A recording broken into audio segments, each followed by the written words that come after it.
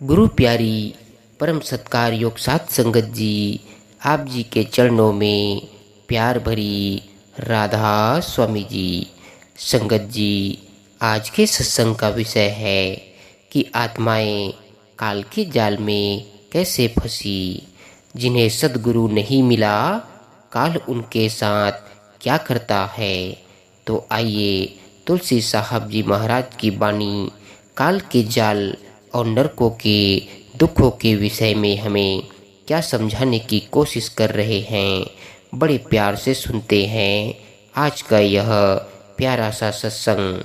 संगत जी, आप जी के चरणों में विनती है कि सत्संग वीडियो को लाइक ज़रूर करें जी।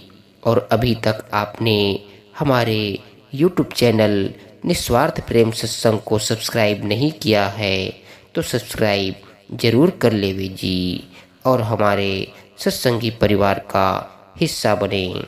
तो आइए आज के इस सत्संग में तुलसी साहिब जी हमें क्या समझाते हैं, प्यार से सुनते हैं।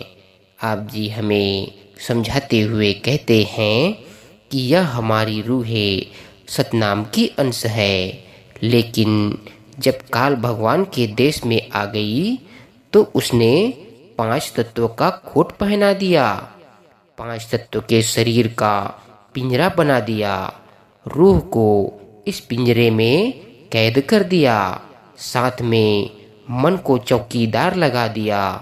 मन उधर मालिक की तरफ ख्याल ही करने नहीं देता। संत इसको जबरदस्ती ले जाना चाहे तो ले जाए, वरना मन संतों की शिक्षा की तरफ ख्याल ही नहीं करने देता। रूह शुरू में सचखंड से उतरकर ब्रह्म के देश में आ गई। जब रूह भंवर गुफा पहुंचती है तो उसे सतलोक के मालिक के दर्शन होते हैं। जिस प्रकार बूंद समुद्र को देखकर कहती है कि मैं समुद्र का अंश हूँ, वह समुद्र है, मैं बूंद हूँ, इसी प्रकार रूह उस मालिक को देखकर कहती है कि मैं आत्मा हूँ और वह मेरा परमात्मा है। आप जी आगे कहते हैं कि जिस प्रकार बांसुरी को बांसों के जंगल से काट कर लाया गया तो वह रोती है, इसी प्रकार रूह कहती है कि मैं सचखंड से बिछड़ी हुई हूँ, इसीलिए मैं बिछोड़े के दुख को याद करके रोती हूँ। सचखंड से रूहें अलग करके काल के हवाले की गई। काल कहो या ब्रह्म, वेद शास्त्र उसी की महिमा करते हैं। असली भेद सिर्फ संत और फकीर ही जानते हैं, बाकी सब नीचे ही बैठे हुए हैं। संत इशारा देते हैं फिर चुप हो जाते हैं। कहते हैं काल भगवान ने आत्मा को मन के पिंजरे में कैद कर दिया। मनुष्य को, पशु को, पक्षी को, सभी को। जीव अपने देश को भूल गया। इसको तो यह भी खबर नहीं कि मैं किधर से आया हूँ और मुझे किधर जाना है। युगों युगों से बंदर की तरह अलग अलग शरीरों में नाचता फिरता है, कभी पशु, कभी पक्षी, कभी कुत्ता, कभी पिल्ला। बड़ी मिट्टी पलित हो रही है बेचारे की। काल ने आत्मा को बना सकता है, न उसका नाश कर सकता है। उसने कड़ी तपस्या करके रूहें ली है। काल भगवान ने 70 चौकड़ी युग एक बार और 64 चौकड़ी युग दूसरी बार एक टांग पर खड़े होकर भक्ति की और सतनाम से रूह मांगी। आप जी हमें आगे समझाते हुए कहते हैं पुण्य और पाप की सारी दुनिया बनी हुई है। सारा संसार कर्मों के जाल में बंध गया। ऋषियों ने वेद बनाए, सारे संसार को सुनाकर ऐसा कर दिया कि कभी मुड़कर कोई जाए ही नहीं। संत इस जाल का भेद खोलते हैं, दुनिया उन्हें तकलीफ देती है, उनके खिलाफ हो जाती है, फिर कोई क्या करे। वाल्मीकि ने मेहनत की, पर्दा खोला और अंदर गए। जो ब्रह्म का भेद था बाहर जाहिर किया। रामचंद्र जी के जन्म से 10,000 साल पहले रामायण बना दी। काल ने बाहर अवतार धारण करके बाहर ही भुला दिया, ताकि कोई अंदर ना जा सके। संत तो दया करते हैं, सबको ले जाना चाहते हैं, परंतु फिर काल सुनने ही नहीं देता। अंदर जाकर देखो, वह हर एक जीव के लिए झगड़ता है। पिता तो पुत्र को हीरे जवाहरात देना चाहता है, लेकिन पुत्र कौड़ियाँ मांगता है। वेदों शास्त्रों पुराणों ने कर्म बनाकर जाल रच दिया, सारे जीव इसमें फंस गए। यानी काल ने 84 लाख किस्म की योनियां बना दी। ये 84 लाख के पिंजरे बना दिए और इन रूहों को उनमें बंद कर दिया। कोई किसी पिंजरे में, कोई किसी पिंजरे में। यह 84 लाख का पिंजरा बड़ा जबरदस्त है, इसमें सभी जीव फंस गए। बड़ा जबरदस्त जाल फैला दिया, जिसमें ऋषि मुनि, अवतार, पैगंबर, देवी देवता फंस पड़े हैं। जिस प्रकार मदारी बंदर को घर घर नचाता है, इसी प्रकार इस आत्मा को कर्म नचाते हैं। जब कभी पुण्य कर्म आ गए, मनुष्य सुखी हो गया, पाप आ गए, दुखी हो गया। जैसे कर्म वैसा फल। करोड़ों किस्म के बंधनों में आ गए। कोई चोर, ठग, बदकार, लोभी, लालची है। कोई कुछ, कोई कुछ, कोई पढ़ने से, कोई पढ़ाने से। हर एक जीव किसी न किसी बंधन के द्वारा बंधा हुआ है। यानी हर एक जीव इस संसार में अपने कर्मों के द्वारा बंधा हुआ बंदर की तरह नाच रहा है। काल ने निकलने का कोई मार्ग छोड़ा ही नहीं, सब मार्ग बंद कर रखे हैं। कोई दांव जीव का है नहीं कि निकल जाए। अगर कोई दांव है तो संतों की शरण है और कोई नहीं, क्योंकि कर्म करने से मुक्ति नहीं। जब तक कोई संत महात्मा या कामिल फकीर रास्ता देकर ऊपर ना ले जाए, तब तक कोई नहीं जा सकता। एक बार धृतराष्ट्र ने भगवान कृष्ण से पूछा कि मैं अंधा क्यों हूँ? मुझे 100 जन्मों की तो खबर है, लेकिन इनमें मैंने कोई ऐसा कर्म नहीं किया कि मैं अंधा होता। भगवान कृष्ण ने धृतराष्ट्र के सिर पर हाथ रखकर कहा, और पीछे देख। जब देखा तो 106 जन्म का कर्म निकला। यह बड़ा पेचीदा जाल है। अगर अच्छे कर्म किए तो स्वर्गों में चला गया, फिर लौट कर आया, भोगों को भोग कर मनुष्य जन्म मिला। फिर खोटे कर्म किए तो नरकों में चला गया। मतलब यह कि काल इस जाल में से बाहर निकलने ही नहीं देता। काल अपने भक्तों को वैकुंठ, स्वर्ग और मुक्ति भी प्रदान करता है। काल की मुक्ति का कल्प प्रयत्न है। 1000 चौकड़ी युग बीतने पर एक कल्प होता है। 1000 चौकड़ी युग तक ब्रह्म की मुक्ति है, फिर फना है, मुड़कर आना पड़ता है। सच्ची मुक्ति और सदा के लिए मुक्ति काल के पास नहीं, वह मुक्ति संतों के पास है। कहते हैं जैसे कि एक अच्छा सा लैंप हो, उस पर 10-20 मोटे टाट के पर्दे चढ़ा दिए जाए। जिस कमरे में भी उसे ले जाओगे वह रोशनी नहीं देगा। यदि धीरे धीरे पर्दे उतारते जाओ तो रोशनी होती जाएगी। इसी तरह आत्मा सत्पुरुष की अंश है, मगर यहाँ पर यह कैद है। पार ब्रह्म में इसकी रोशनी यानी लाइट 12 सूरज की है और सतलोक में 16 सूरज की। इसके ऊपर पहले स्थूल शरीर है, उसके अंदर सूक्ष्म और फिर कारण मन माया बुद्धि 25 प्रकृतियाँ 3 गुण हैं।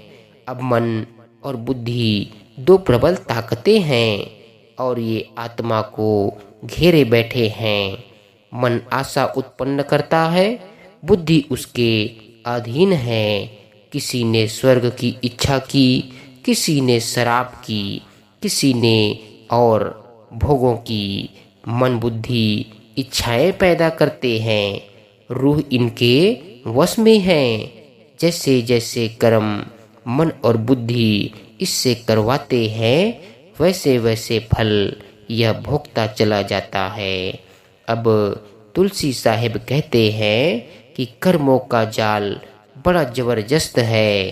एक महात्मा फरमाते हैं, अन किए लागे नहीं, किए न बिरथा जाए, बिना भोगे भागे नहीं, कर्म गति अति बलवंत। कहते हैं कर्म नहीं टलता, सारा संसार कर्मों के जाल में फंसा हुआ है। कोई शरीर बिना कर्म नहीं, सूरज चंद्रमा तारे धरती सब कर्मों के अधीन हैं। इसी तरह कीड़े पतंगे पशु पक्षी मनुष्य आदि भी सब कर्मों के अधीन हैं। काया के बिना कर्म नहीं, कर्म के बिना काया नहीं। कर्म होता है तो काया बनती है, काया हो तो कर्म होता है। कुछ मजहब जन्म मरण कर्म वगैरह को नहीं मानते, मगर जो संत फकीर होते हैं वे मानते हैं। शरीयत में लोक लाज है, शरीयत अंधी है, ब्लाइंड है। रूहानियत के मार्ग की 4 मंजिलें हैं, शरीयत, तरीकत, मार्फत और हकीकत। शरीयत कर्म कांड पहली मंजिल है और फकीरों की मंजिल है चौथी। यह एक दूसरे पर आश्रित है, एक के बगैर दूसरा हो नहीं सकता। जिस दिन से यह सृष्टि बनी है उस दिन से यह कर्मों का कानून चला आ रहा है। युग बदलते हैं लेकिन यह कानून नहीं पलटता। कर्मों का भूत सारे संसार के जीवों को लगा हुआ है। ऐसी कोई जगह नहीं जहाँ की कर्म ना हो। चींटियाँ पतंगों आदि से लेकर ब्रह्मांड तक कुल रचना जितनी है सब कर्मों के वश में है। कृष्ण भगवान उद्धव से कहते हैं कि हे उद्धव, यह जो कीड़ा जा रहा है यह कई बार ब्रह्मा और इंद्र बन चुका है। जब स्वर्गों के राजा इंद्र और सृष्टि के कर्ता ब्रह्मा जैसे कीड़े बनते फिरते हैं तो बाकियों का क्या हाल होगा।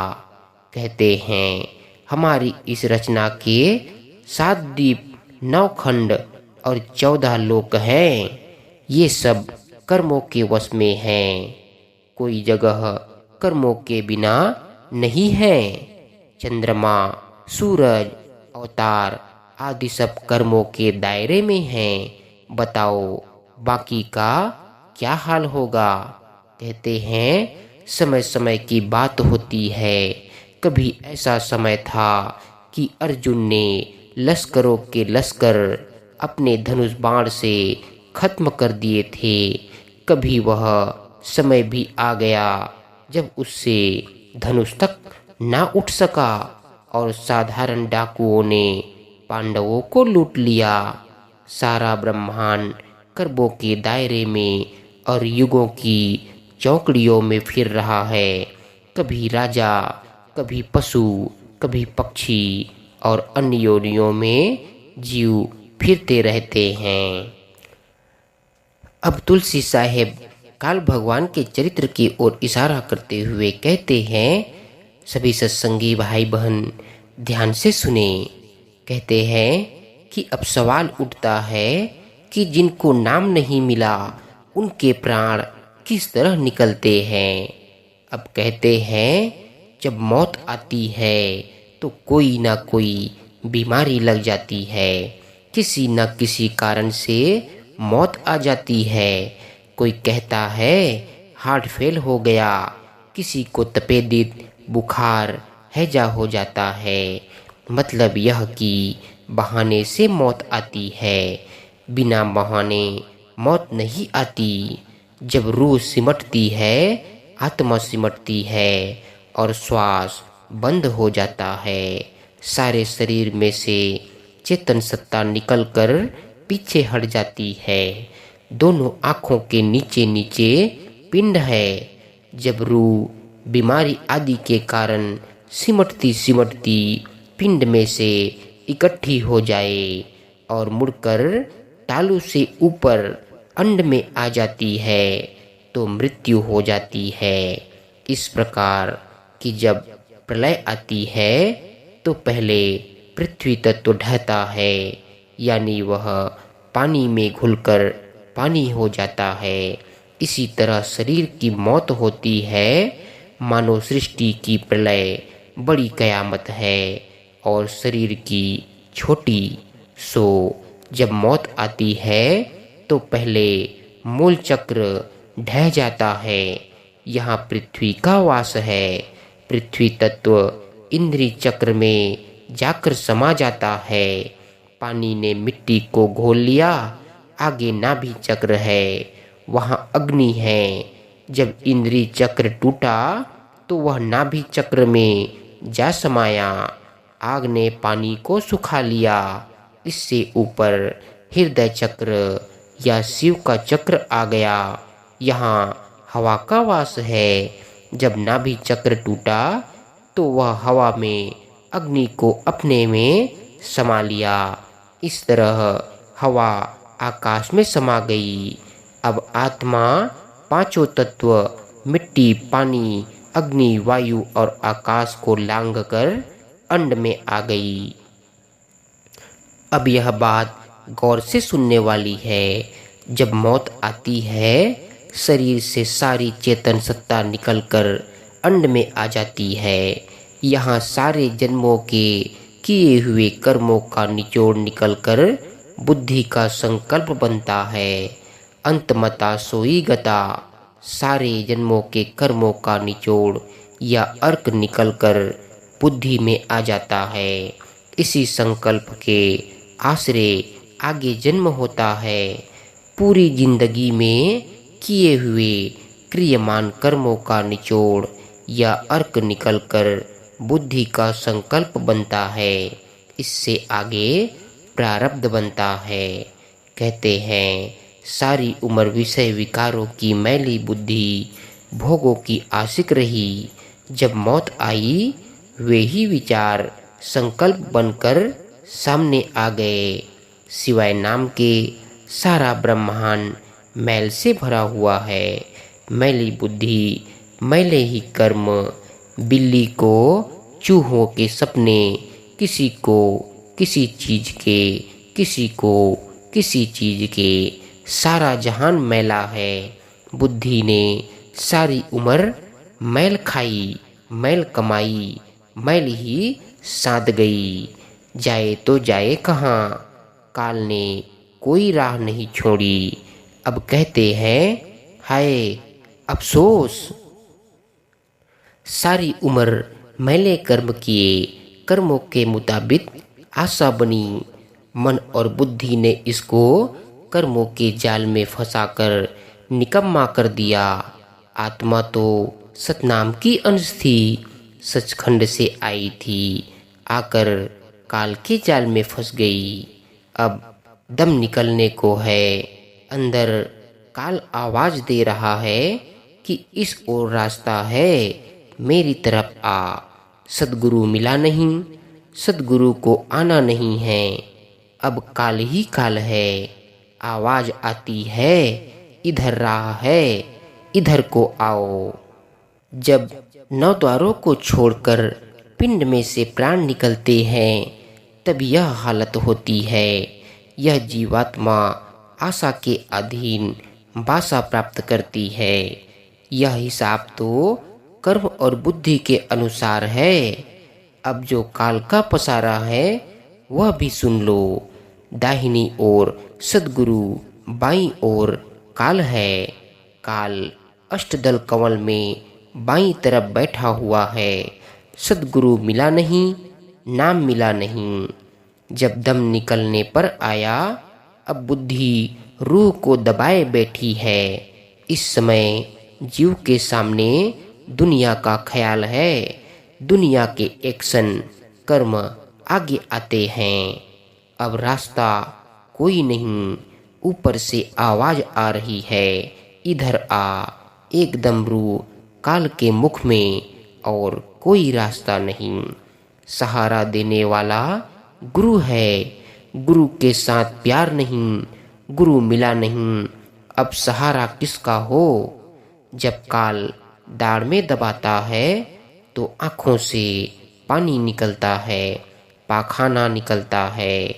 अब इस वक्त यह मुड़कर अपनी हालत का बयान नहीं कर सकता। जितनी इंद्रियां हैं सब बेकार हो गई। इस दुख से बचने के लिए भजन किया जाता है। जब मन बुद्धि जबरदस्त हो गए तो सद्गुरु की शरण क्या करे? संत इसीलिए भजन सुमिरन करवाते हैं ताकि मौत के वक़्त वही संकल्प हो। इस दुख से बचने के लिए सतगुरु की शरण ली जाती है। जिक्र है, एक कुम्हार कुछ गधे ले जा रहा था।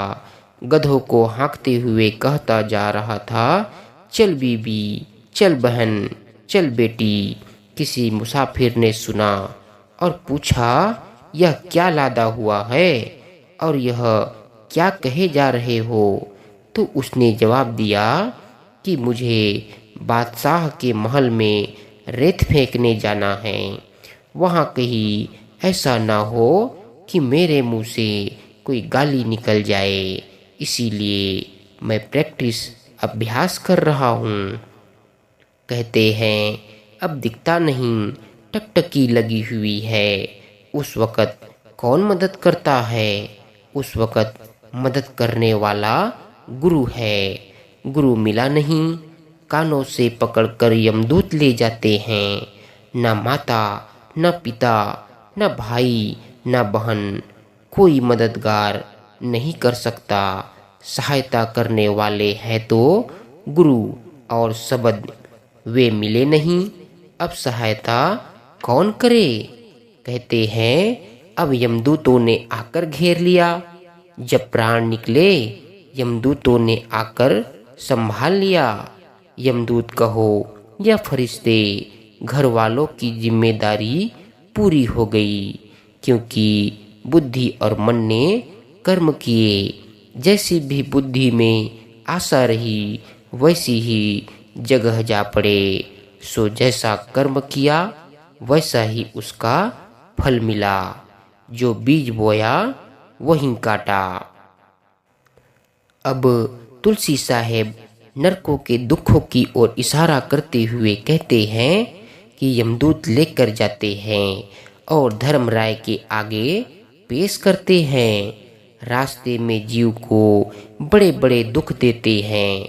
जीव कहता है, प्यास लगी है, पानी पिलाओ। यमदूत कहते हैं, फलाना यज्ञ तप जो तुमने किया है उसका फल दे, तब पानी मिलता है। इसी तरह गुरु अर्जुन देव जी कहते हैं, करम धर्म पाखंड जो दिस ही, तिन जम जगाती लूटे, निर्वाण कीर्तन गावहु, करते का निमक सिमरत जितु छूटे। वे तरह तरह की दुख देते हैं और यह सहन करता है। लोहे के खंभे तप रहे हैं। जिन स्त्रियों और पुरुषों ने कुकर्म किए हैं वे इन खंभों से चिपकाए जाते हैं। आग की लेकर विषय विकारों को भोगकर दोजक की आग में जलना पड़ा। जो पुरुष पराई स्त्री और जो स्त्री पराये पुरुष से गले मिलती है उनको इन खंभों के साथ लगाया जाता है। अब गले मिलना नीयत पर निर्भर है और जिसकी जैसी नीयत होती है उसको वैसा फल मिलता है। पुत्र बाहर से आता है, माता उसे गले से लगा लेती है। विचार बुरा नहीं होता। अगर भाई आ जाए तो बहन गले लगा लेती है। क्या मजाल कि बुरा ख्याल आ जाए। लेकिन जब पराई स्त्री आ जाए तो झट ख्याल बुरा हो जाता है। यह तड़पता है, दुख उठाता है। वे खंभों से इसे चिपटाते हैं। यह हटता है, वे फिर चिपटाते हैं। अति दुख है, महाभयानक पाप है। उन खंभों का हाल क्या कहें। जिस तरह लुहार भट्ठी में लोहा गर्म करते हैं, ठीक इसी तरह वे खंभे लाल होकर तप रहे हैं। ये सब दुख किसने दिलाए? मन और बुद्धि ने, इंद्रियों के स्वादों ने। संत झूठ नहीं कहते। वे कहते हैं कि सब कुछ तुम्हारे अंदर है। दो जग भी अंदर है, बहिष्ठ भी अंदर है। एक समय की बात है, मैं उसका नाम नहीं लेता। एक आत्मा का विचार गंदा हुआ और वह नरकों में चली गई। मुझे बाबा जी ने कहा कि अमुक आत्मा तड़प रही है। मैं गया और पूछा कि सुमिरन याद है कि नहीं। कहती है नहीं। मैंने कहा कि स्वरूप आता है। कहती है नहीं। मैंने कहा कि मेरी आवाज़ सुनाई देती है। कहती है हाँ। मैंने कहा कि मेरी आवाज़ को पकड़कर चली आओ। कहती है अब मुझे कोई खतरा नहीं। सद्गुरु भी आ गया और शब्द भी। मैं देख रही हूँ कि जीवों को क्या क्या सजा मिलती है। यह तो लज्जत लेने गया था, अब आग में जलना पड़ा। यही गुरु नानक देव जी फरमाते हैं, बहु साधु दुखु परापति होवे, भोगहु रोग सुअंत गियोवे। कहते हैं यह जो ऐसो इसरत करते हैं, लज्जते भोगते हैं, यह भोग वहाँ जाकर रोग यानी जहर हो जाती है। जब धर्मराज के दरबार में गए, उसने हिसाब देखकर नरकों में डाल दिया। आगे नरकों का दुख सुनो। कुंभ घड़े को कहते हैं। कुंभ ही घड़े की शकल का एक बहुत विशाल नरक है, जिसमें से बुरी बू, पाखाना, गंदगी, मल, बल्कि पाखाने से भी गंदी बदबू आती है। जीव को उसमें फेंक देते हैं। यह सिर समेत उसमें डूबा हुआ गोते खाता है। वह सांस लेने के लिए सिर बाहर निकालता है तो यमदूत ऊपर से जूते मारते हैं, डंडे मारते हैं। कहते हैं वह कुंभी नरक में डूबा रहता है। जब सिर निकालता है तो यमदूत उसे जूते मारते हैं। 1000 चौकड़ी युग का एक कल्प होता है। कई कल्प प्रयत्न यानी अनगिनत युगों तक जीव को वही रहना पड़ता है। फिर नरकों में से निकालकर इसे 84 में डाल देते हैं। कभी घास, कभी फूस, कभी पक्षी, कभी पशु, फिर कहीं जाकर मनुष्य की योनि मिलती है। यह तो नहीं कि फिर छोड़ देते हैं। कभी कुंभी नरक से निकालकर फिर घोर नरक में डाल देते हैं। यह संतों की वाणी है। वे खुद देखकर कहते हैं, ऐसा नहीं कि वेदों शास्त्रों में पढ़ा सुना कह रहे हैं, नहीं, बल्कि खुद देखकर कह रहे हैं।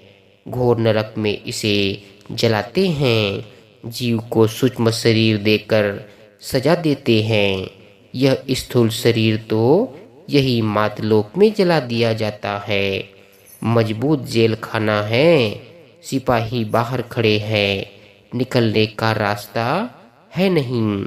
जाए तो कहाँ जाए। जो पापी जीव हैं उनके कर्म भुगताए जाते हैं।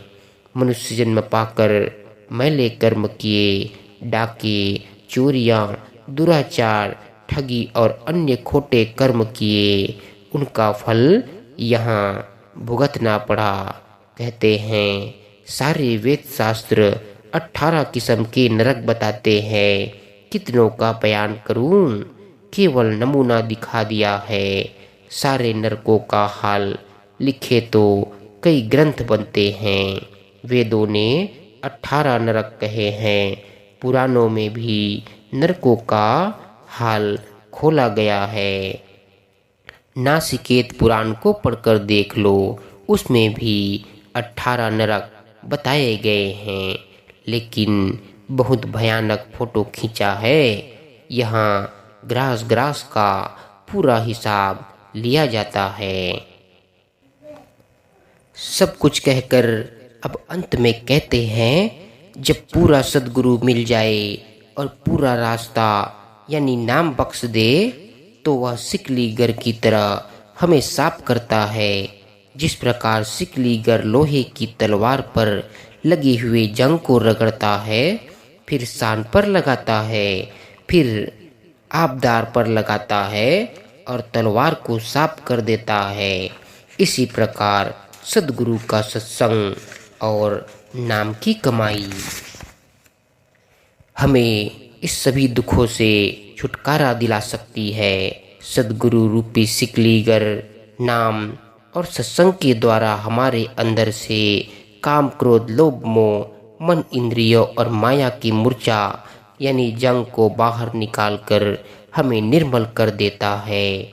जिस प्रकार सिकलीगर तलवार पर पड़े हुए बड़े बड़े दाग झावा पत्थर के द्वारा निकालकर उसे साफ कर देता है, इसी प्रकार सद्गुरु भी साफ करता है। वह कहता है कि तू नाम जप, भजन कर, तेरा सब मैल दूर हो जाएगा। जब अंदर पर्दा खुल गया, आत्मा निर्मल हो गई।